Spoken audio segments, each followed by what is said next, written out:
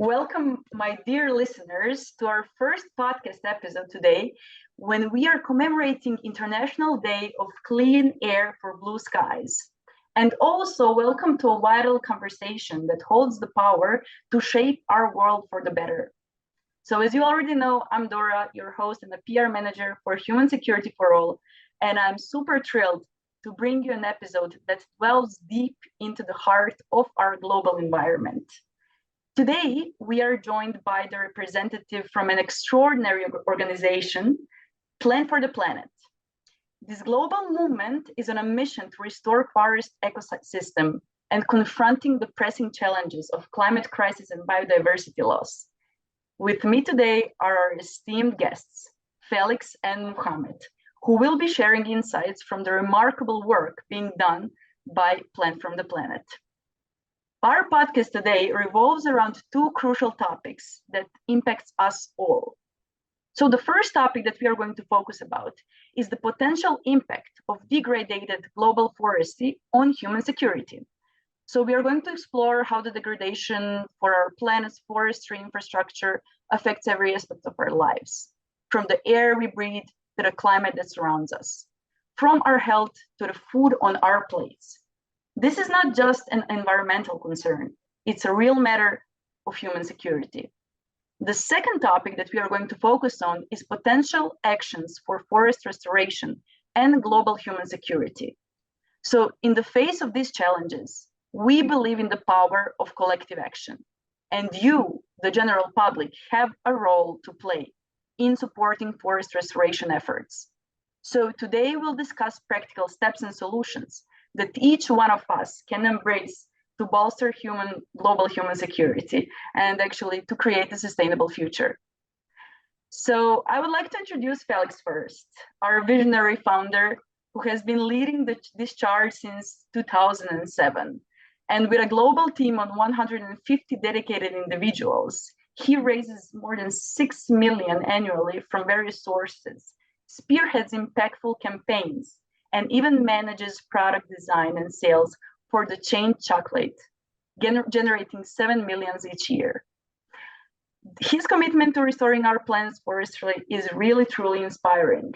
But with Felix today is also Muhammad, who is Plan for the Planet Ghana Executive Director, a true advocate for the environment and a champion of climate education and green job opportunities. As the founder and the creative director of Plants for the Planet Ghana, he is on a mission to reforest the northern savanna ecological zone of Ghana, aiming to bring back 10 million native and agroforestry trees on degraded lands.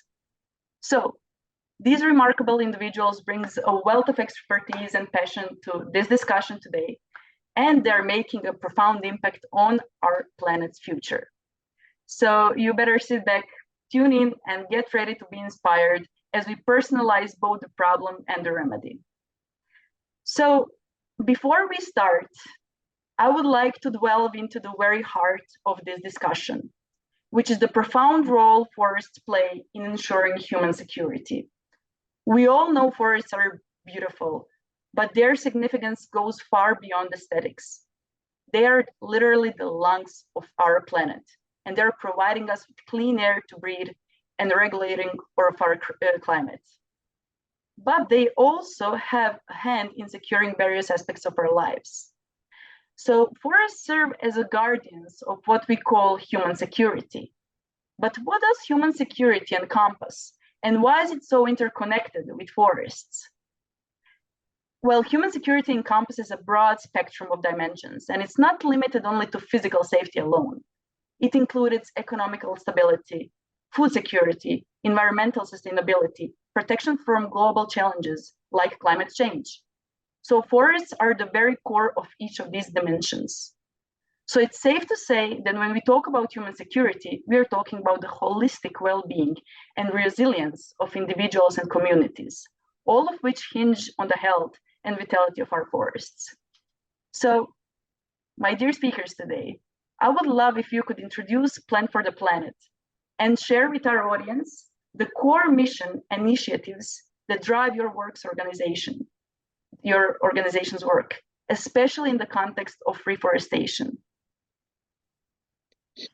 Well, Plant for the Planet started off as a children youth project about 15 years ago. Back then, I was a 9-year-old, and I was supposed to give a little presentation in my class about the climate crisis.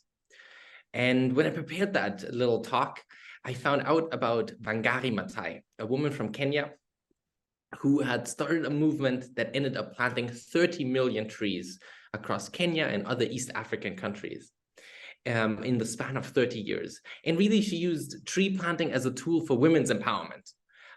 Truly impressive and inspiring work, but 9-year-old me didn't understand the full complexity of the wonderfulness of her work. All I really understood at the time was that planting trees helps save the polar bear, helps address the climate crisis. And that's why I wanted to plant trees.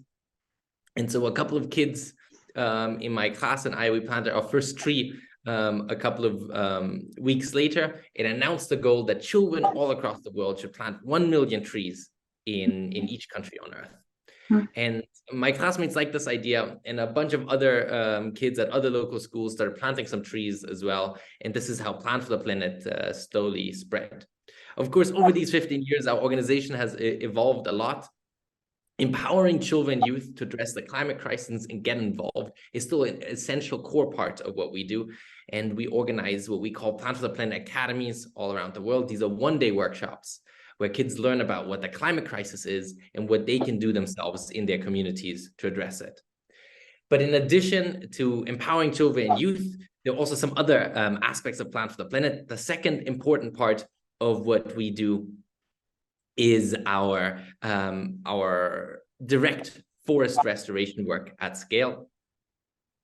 For instance, in the Yucatan Peninsula in southern Mexico, we've got a team of about 100 colleagues planting about 2.5 million trees this year, over 10 million trees so far, to restore the Mayan forests, and are helping to protect 500,000 hectares of forests. We've got a similar, slightly smaller project in southern Spain, where our team are trying to restore the forests around cities like Granada, and a third project that we're very proud of in Ghana that my friend and colleague Mohammed here is leading. And I'm sure he's going to tell us a lot more about the really special work there. We also realized a while ago that we cannot, obviously through our own work, restore the world's forests. So maybe one of the most effective things we can do is if we support all of the other forest restoration organizations around the world, community-led restoration efforts. So we built a range of software tools to help organizations fundraise money to plant trees and restore forests. And we built tools to monitor forests, tools to send fire alerts to projects when there are likely forest fires in their ecosystems, and much more. And that way we've been able to support over 70 million trees that have been funded through our platform and planted around the world. So these are really the core parts of our work today. We empower children and youth, we restore forests directly and protect forests, and third of all, we provide software tools and advice to restoration organizations all around the world. But maybe, Mohammed, you can tell us a little bit about the wonderful work in Ghana that we're so proud of. Also, if I can add, I think at the beginning you mentioned that you started this when you were 9 years old, right?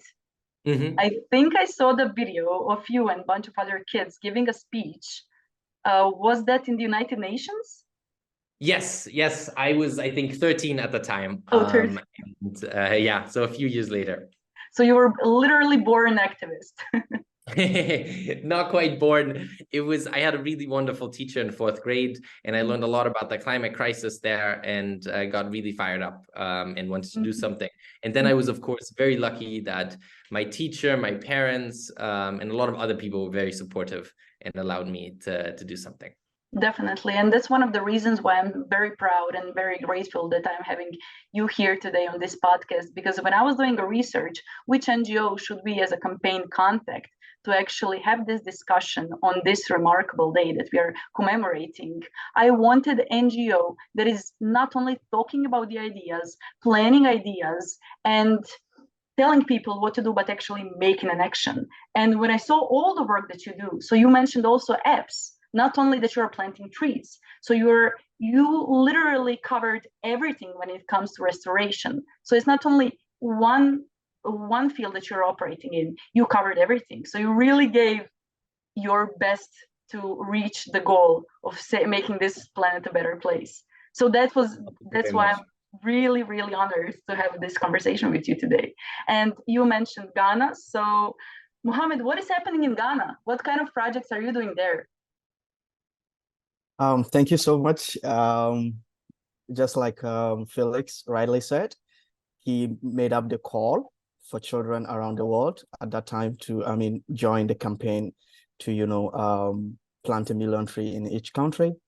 Much later, I also had the call that Felix made, and coming from rural Ghana, of course, a son of a farmer, I, of course, experience most of this climate change effects from a very, personal level where, floods and droughts sometimes kind of affects my father's farms, and people around us kind of lose properties and livelihoods with regards to floods and then droughts.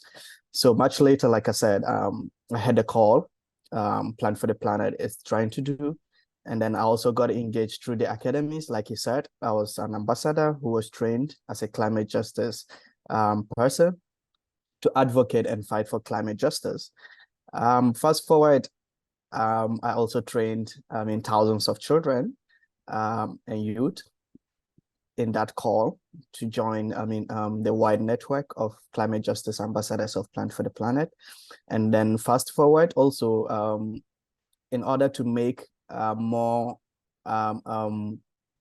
contributions to the climate crisis situations in Ghana, I came up with the idea together with other colleagues here in Ghana to start the Plan for Ghana project. Mm-hmm. Like you said, that is to restore degraded forest in the Savannah ecological zone of Ghana, which kind of suffers more when it comes to climate crisis effects. When you look at the records, the northern part, it's more getting desertificated as the years go by. So there's the need for us to, act in that regard. So fast forward, we founded the Plan for Ghana project, which of course, it's implementing the same thing Felix and the other colleagues are doing in the Yucatan, but here in a more smaller scale, of course, to plant 10 million trees or to bring back 10 million trees on degraded forest. And we are doing this on a more community level because, like you said, at the end of the day, it's not about the real effect, but it's about who it's affected, which is the people, which are the local people of those local communities. So we are implementing this project in a more local community and with the sense of, community ownership to this project. And so at the end of the day, they could, have the full benefits of the project, from the green jobs to the forest products, and then other benefits you can talk of, the air quality, the water level of those areas, and other benefits you can mention. So generally, that is what we are doing here in Ghana, and I'll be happy to share more insights as we go on. Thank you. Thank you, Mohammed. So I was really curious listening to what you were saying, and also knowing that, Felix, you recently came back from Mexico, right? So when we are talking about reforestation, what is even the main reason of deforestation? So why do we even need to do reforestation? Where are the trees? What is the main danger? So about 11,000 years ago, that was the last time. Let me simplify this a bit. Before we humans really started cutting down forests at a significant extent, there used to be about 6 trillion trees on Earth. Of this 6 trillion trees that used to exist, only about 3 trillion remain today. So we've lost about half of the world's forests. Now, of course, this deforestation has happened at a significant scale for hundreds of years, but it was, of course, the 20th century when it happened most rapidly. In fact, the peak deforestation was in the 1980s. And at that time, we lost about 30 billion trees every year. Now, since then, we've made a lot of progress because the deforestation rate has now gone down to about 10 billion trees a year. So right now, we're only losing about a third of the amount of forests that we used to lose every year. So that's progress, but of course, still a problem. And to just give you a sense what 10 billion means, that's a bit more than the number of trees we have in all of Germany. So Germany has about 8 billion trees. We're losing about 10 billion trees every year globally.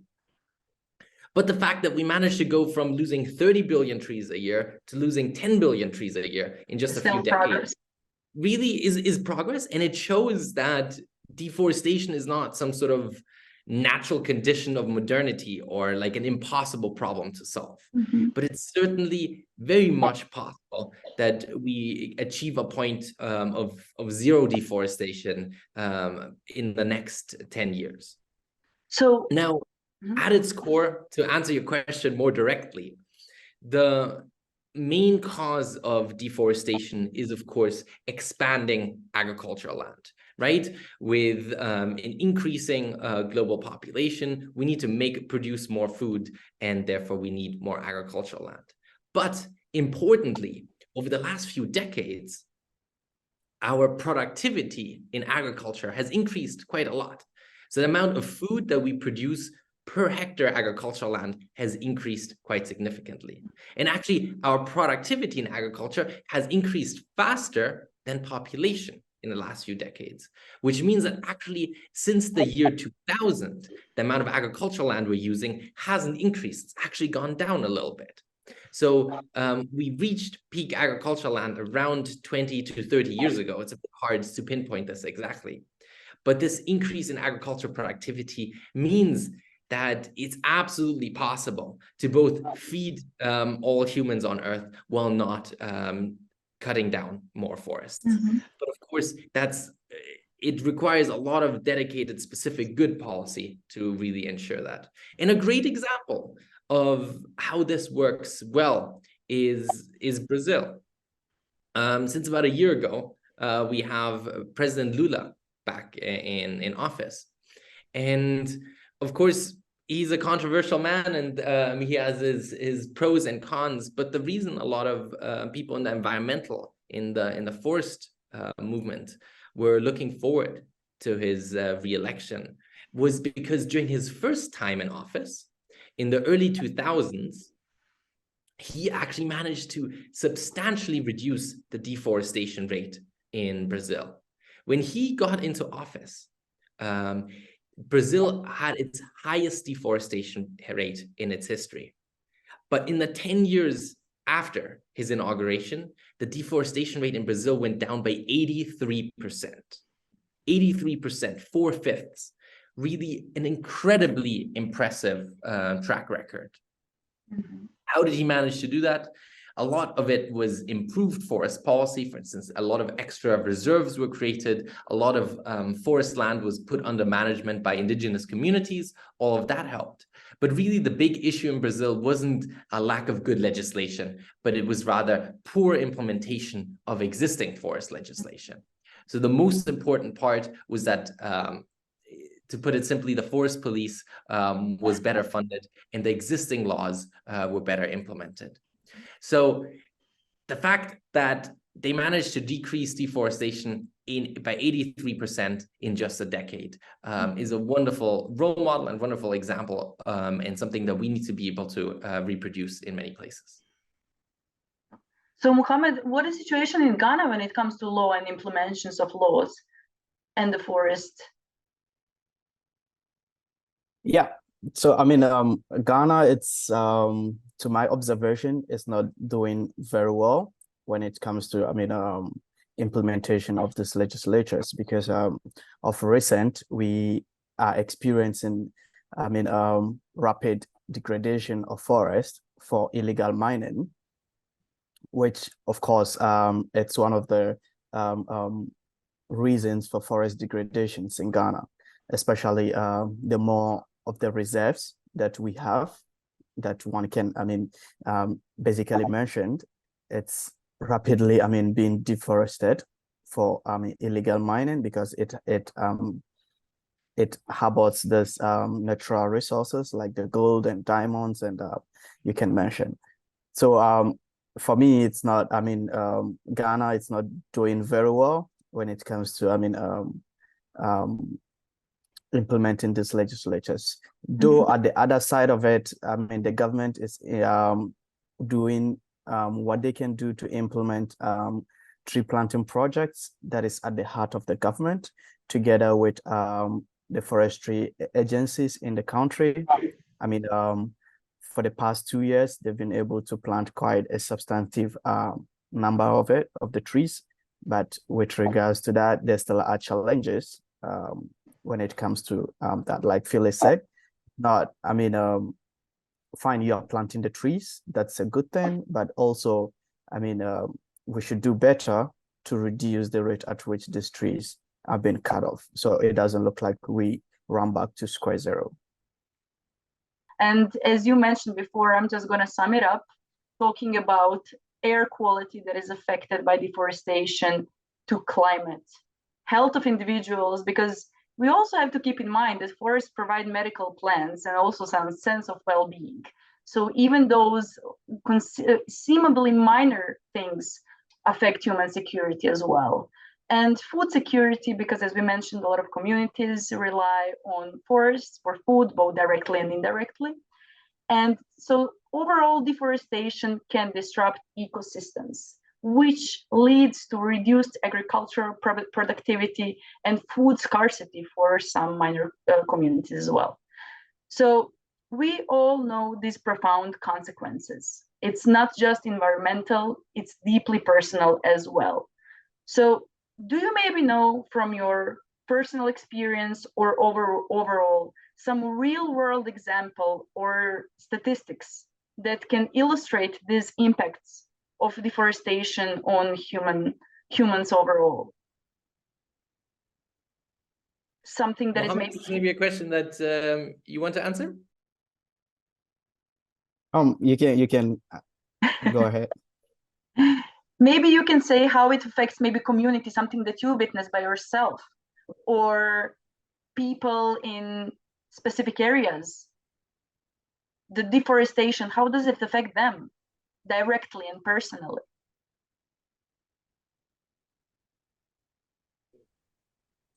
Right.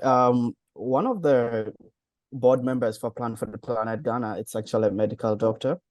And with engagements with him, the facility where he works kind of records cases that are more related to, air pollution that you can mention of.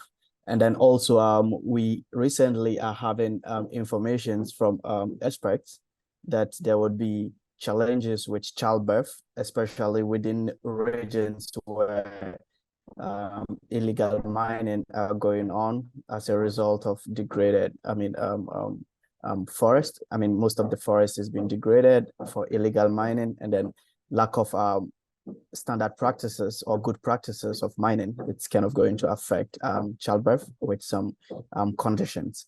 So I can say, talking to these persons, especially the medical doctor I'm talking about, it's really, of course, conditions that kind of are being affected, kind of affect these communities, people living in these communities as a result of degraded, forest. And you could also mention the fact that the bushfires are also, smokes from bushfires can also, severely impact their livelihood or their lives in terms of their health. Those are all really valid points. Plus, additionally, one big concern is that loss of forests can also often lead to loss of water and then loss of agricultural productivity in a lot of areas. But of course, in addition to these very direct and somewhat local interfaces, another major concern that we at Plan for the Planet are, of course, very concerned with is that loss of forests obviously contributes to climate change and therefore to a lot of threats to humans more broadly and globally everywhere, not just those local effects of the forests directly for the people living near these forests, but these forests are really essential to all people everywhere. Okay, so I think that we discussed enough when it comes to problems and all those negativity that deforestation brings. And maybe it's just time to roll up our sleeves and discuss how we can actually be a part of solution and what accountable steps can individual and communities overall take to support forest restoration and enhance human security at the same time. So what are those solutions?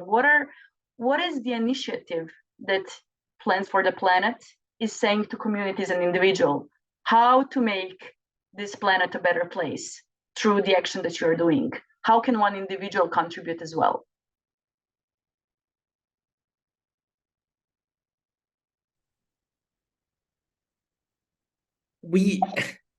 In addition to stopping global deforestation, we have a massive mission and a massive responsibility in bringing back as much of these lost forests around the world as possible. We discussed earlier how there used to be 6 trillion trees, now there are about 3 trillion trees on Earth. Now, in a perfect world, we would bring back all of those lost 3 trillion trees and once again have a world with its maximum forest extent and therefore also the wonderful biodiversity that we're protecting within these forests. But of course, we're now 8 billion people. We need a lot of agricultural land, so it's not possible to bring back all of these lost forests. But according to a series of studies, we can bring back about a third of these lost forests. So we can't go back to the 6 trillion trees, but we can go from these 3 trillion trees to about 4 trillion trees on Earth. And if we manage to bring back these forests, they would be a massive contribution to addressing the climate crisis. They obviously wouldn't solve the climate crisis, right? The most important thing we need to do to stop the climate crisis is to reduce CO2 emissions to zero.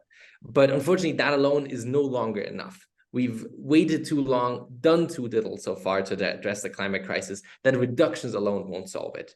To ensure that we do not exceed the Paris limits, we need to reduce emissions and restore forests. So that brings us to the really important question, right? How can we restore those trillion trees? Now, in the last few years, a lot of wonderful forest restoration projects have emerged all across the world. The best of these projects are usually the community-led efforts, projects that are developed and spearheaded by people that live in the local, in the direct vicinity of these projects, or well connected to the local community, know exactly what the local needs are of the people on top of those environmental needs. And if one of your listeners wants to support one of these projects, one of the best ways to find them is to go to our platform, pp.eco. And on that, you'll find about 200 restoration projects all across the world. You can see exactly where this project works, see what restoration methods they're using. Are they planting trees, or are they using some other method to bring back the forest? And then see the costs there, what it costs them to bring back a square meter of forest or to plant a tree. And if you find a project you like, you can donate directly to that project through the platform. We at Plan for the Planet, we're not going to take a cut. 100% of the money then goes directly to that project. And of course, one wonderful project to support there is Plan for Ghana that Mohammed here is spearheading. You'll find that on the platform there as well. But of course, there are lots of other great projects near you that you might want to support as well. And this leads us to a question. I'm super curious, Mohammed. Could you share some kind of examples? What kind of campaign, what kind of activities are you directly doing in Ghana, for example? So what kind of collaborations do you have? What is the outcome? What did you manage to do so far? Right. When you talk of collaborations, of course, like Felix said, Plan for the Planet alone, we cannot plant the trillion tree. So we have to, of course, partner with other organizations, collaborate with other organizations, including individuals, to realize this particular goal of planting trillion tree. And in Ghana, a very clear example has to do with the Czech embassy in Ghana. We got to implement a small-scale project, which is directly from the Czech government, the development corporation in Czech Republic, through the embassy here in Ghana. Basically, what the local small-scale project seems to achieve is that despite we restoring degraded forests, but then also economic empowerment to local communities. These communities are actually the close communities we are working with, and they successfully received 5,000 each of agroforestry species, mango and cashew, to kind of help build their economic status or their economic empowerment at the end of the day. So when you talk of collaboration, this is a clear example of that. And then also with us at Plan for Ghana, like Phyllis rightly said, we are concentrating on the community, making the projects more community-based. So for that matter, we try to find possible ways that the community can, be part of the project. And how do we do that? We have to present them the immediate benefits of the project to them, not only, the science, what aspects we talk about, air quality. Maybe the local person at the community level wouldn't really understand, how trees, increase water table, and how trees, purify the air or serves as natural air conditioners for the community. But then with a clear example of saying, we are planting agroforestry species so that in the next 4 to 5 years, you can start harvesting mangoes, or you can start harvesting cashew for your personal consumption, or you can sell to increase your family income to support other activities of your family. Apart from the fact that, we create green jobs for these people in the local communities. So at the end of the day, they feel part of the project, because what we are doing here at Plant for the Planet Ghana, it's all about the communities, not, anything else, for the community to get the benefits and also, be well informed and engage with the project. Amazing. And Felix, what are some of the projects that you're looking forward to that are happening now or in the near future? In regards to anything specific, or any kind of project that Plan for the Planet is excited about or are happening at the moment? Well, just now, these past weeks, we launched our Fire Alert app. This is a project that we worked on for many months to make it easier for restoration projects all around the world to receive notifications when there's a forest fire, either in one of the sites that they're working on, or even just near one of their sites, so they can prepare and protect their sites. Mohammed in Ghana has faced many challenges with his team with forest fires, as have we in many of our other restoration projects. And of course, those are brutal setbacks when you've worked for years to restore a forest, and then in one night a fire sweeps through and destroys what you've built, and I can imagine. many months of hard work to bring back.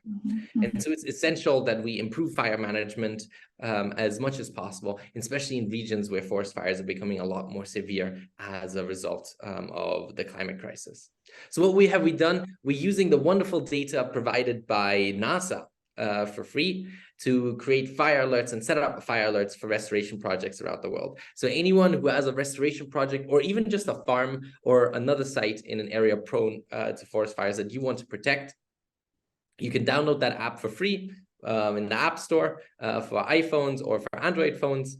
And then simply register your site. And then you can choose, do I only want a notification if the fire is already in my site, or a notification if it's 1 kilometer, 10 kilometers, 100 kilometers away. And then you can receive them by email or WhatsApp or a text message, or whatever works best for you, so that none of these fires can affect you. Amazing. Or rather, that you can then address them when they do emerge. That's what I said. You literally covered every field. It's not only planting trees, it's preventing the disaster from happening as well.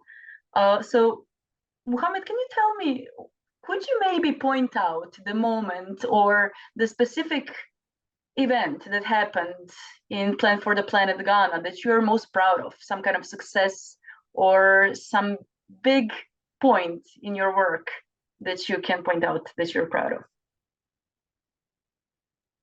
Right. What I can boldly say is that Plant for the Planet, it's kind of a very of its kind when it comes to restoration.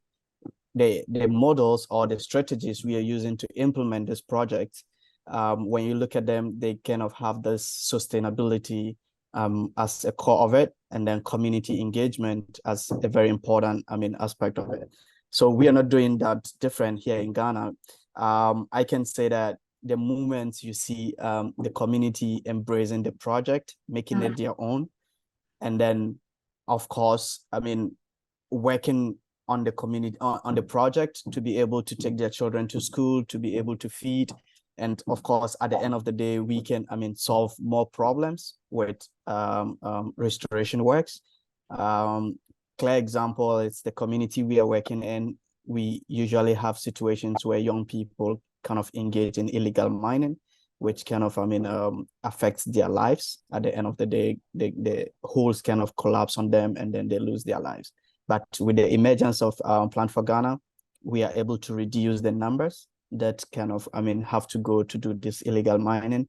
And then also it's a clear, happenings in Ghana where young people looking for greener pastures will have to, risk their lives to cross the Mediterranean Sea to Europe and to other parts of the world in search of greener pastures. So with Plan for Ghana, like I said, it's unique in its way to create green jobs and also create more immediate benefits to this project, to this community. So people, or the young people, can stay and then live with their families happily and not risk their lives. And of course, you could talk of other developmental goals of the UN that we are helping to achieve. So it's a proud moment where you see the projects thrive, and of course, the support we receive in terms of the apps from the foundation to kind of, scale up our activity, and then also help the community through these apps with regards to, receiving donations, and also fighting one of the biggest challenge, like Felix said, we been experiencing, is the bushfires.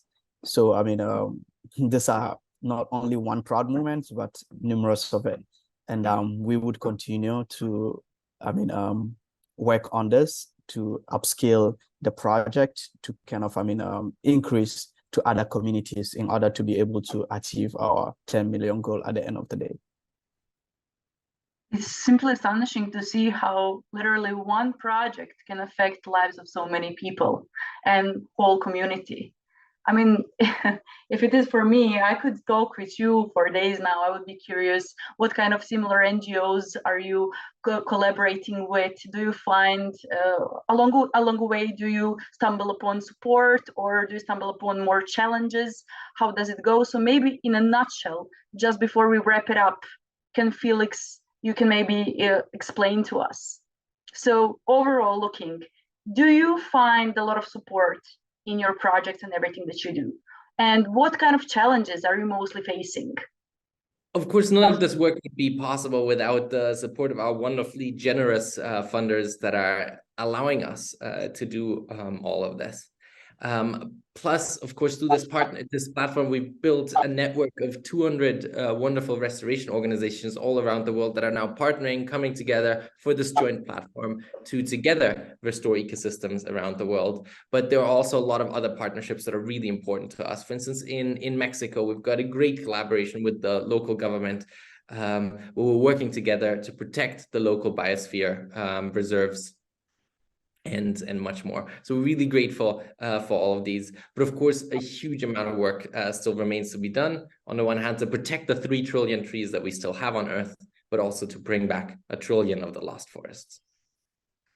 Okay, so as we wrap out this enlightening conversation, could you, each one of you, Mohammed, you can go first, just leave our listeners with some final words of inspiration on how they can actively contribute to improving global human security by supporting reforestation and by supporting your NGO, Plans for the Planet. Right. Usually what I discuss with my friends is that we all have ambitions. We all have visions to achieve 1 or 2 at the end of the day. Some would want to be medical doctors when they grow up. Others would want to be, business people, researchers, you can mention. But then what we usually forget is that we need to survive before we are able to achieve, those ambitions that we have. So if our lives are threatened, then it means that our ambitions are equally threatened.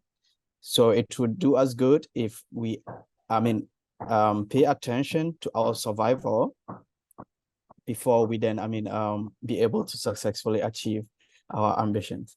So, donating to Plan for Ghana, it's more of, creating green jobs, empowering communities, restoring degraded forests, because I could go on and on to mention the benefits. So, supporting Plan for the Planet, it's in the right direction to kind of help us contribute to this wonderful goals that we are trying to achieve at the community level as well. Generally, that's what I have to, give out. That with regards to restoration, it's not an individual work. We have to come together as humanity to work towards achieving this global goals. Felix, do you have anything to add? No, it's beautifully said. Generally, we have restoration needs in about 70 countries around the world. So in most places where your listeners are joining in from, there's going to be a massive need to bring back lost forests. So I really hope that that many of your listeners are going to look for projects in their country that they might be able to support, and maybe not locally, but support projects across the world instead that need your support. When we address the climate crisis, it doesn't really matter if that tree is in Ghana or Germany or Mexico. It'll absorb CO2 and therefore help us fight the world's climate crisis. So please help us and do this anywhere. Please do, dear listeners. You heard them.